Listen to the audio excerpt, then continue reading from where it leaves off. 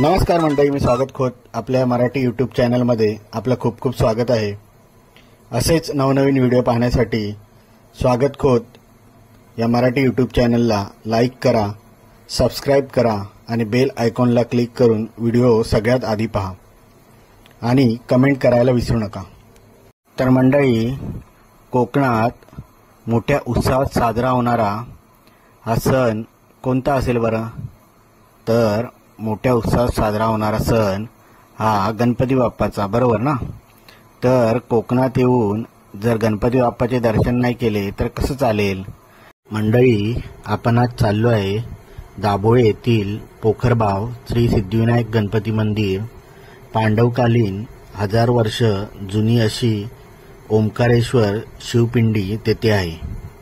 तर आपण आज या पोखरबाव येथील श्री गणेश मंदिराला भेट देणार। गणपती बाप्पाचे आणि ओंकारेश्वर शिवलिंग मंदिराचे आज आपण दर्शन करणार।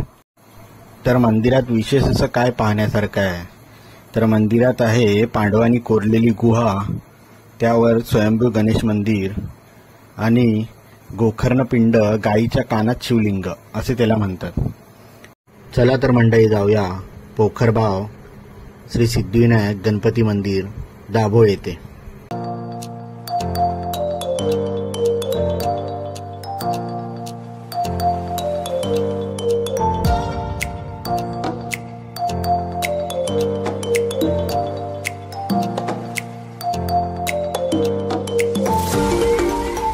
पोखरबाव श्री सिद्धिविनायक गणेश मंदिराकडे आता आपण आलेलो आहे।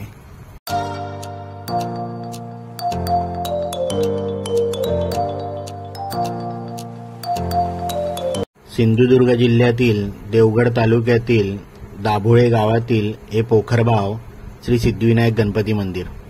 हे मंदिर देवगड पासून 11 किलोमीटर अंतरावर व देवगड दाभोळ दैबाव मार्गावर दाभोळ गावापासून 2 किलोमीटर अंतरावर आहे। पोखरबाव गणपती मंदिर पांडवकालीन असून संगमरवरी काळ्या पाषाणातील ही श्री गणेशाची मूर्ती अतिशय सुरेख आहे। हा चतुर्भुज गणेश एका आसनावर बसलेला आहे। बाजूला असलेले हे श्री गणपतीचे वाहन उंदीर एकदम सुरेख। पोखरबाव गणपती इथे नवसाला पावणारी देवता म्हणून ओळखली जाते।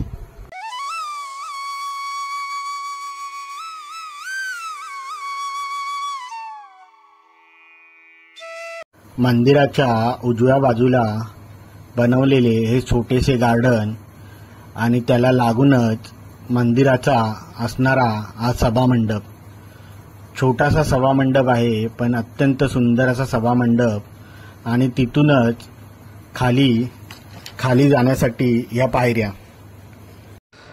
तिथे स्वयंभू अशी शिवपिंडी आहे।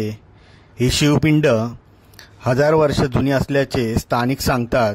असे म्हणतात की हे शिवलिंग 1000 वर्षे पाण्याखाली होते। या मंदिराचे पुजारी श्रीधर राऊत यांना या गणपती मंदिराच्या खाली एक पांडवकालीन विहीर असल्याचे स्वप्न पडले। या विहिरीतून एक माणूस बाहेर येतो आणि त्यांच्या हातात ती शिवपिंडी असते आणि हा माणूस श्रीधर राऊत यांच्या हस्ते शिवपिंडी देतो। त्यानंतर श्रीधर राऊत याने ग्रामस्थांच्या मदतीने ही पिंडी शोधण्याचा प्रयत्न केला। जवळजवळ 2 वर्ष उलटून गेली, शिवपिंडी काही सापडली नाही। या 2 वर्षात इथे बरेच खोदकाम झाले आणि इथे एक डोंगर असल्याचे इकडचे स्थानिक सांगतात। त्याचे उत्खनन केले आणि शेवटी खाली एक विहीर सापडली। त्यामुळे या मंदिराला बाव म्हणजे काय, पोखरबाव असे म्हणतात। ही विहीर शोधल्यानंतर येथे बरेच दगड सापडले। त्यातून एक दगड पंचमुखी होता, त्याला वर्तुळ होते आणि त्या वर्तुळाकार भागात ती पिंडी होती। गगनगिरी महाराज म्हणाले, शिवलिंग 1000 वर्षापासून पाण्याखाली होते आणि ते पाण्याजवळ स्थापित केले पाहिजे। त्यांच्या सांगण्यावरून या मंदिराची व शिवलिंगाची स्थापना झाली। समोर ध्यान करताना श्री देवशंकराची ही सुंदर अशी मूर्ती। येथील वातावरण निसर्गरम्य आणि प्रसन्नमय असते। हे समोर असलेले गोकर्णपिंड, गोकर्णपिंड म्हणजे काय तर गायीच्या कानात शिवलिंग. तसेच ह्या बाजूला असलेले हे शेषकुंड खाली पाण्यात आहे. शेषकुंड म्हणजे काय तर सापाचे फणे आहे खाली पाण्यात. त्याच्या बाजूला असलेले हे गोमुख, हे गोमुख पावसाळ्यानंतर फेब्रुवारीपर्यंत वाहत असते. समोर असलेले हे ओंकारेश्वर मंदिर आणि समोर बसलेले हे नंदी महाराज, त्याच्या पुढे ही ओंकारेश्वर पिंड. या दगडाचा आकार कासवासारखा आहे आणि या कासवाच्या पाठीवर वर्तुळाकार आणि आतमध्ये हे शिवपिंड. शिवपिंडीच्या मागच्या बाजूला असलेले हे शेषनाग.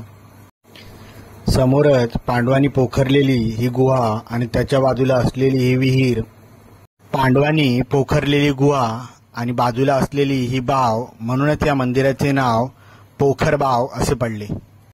अतिशय निसर्गरम्य वातावरणात असणारे हे मंदिर मन प्रसन्न करून टाकते.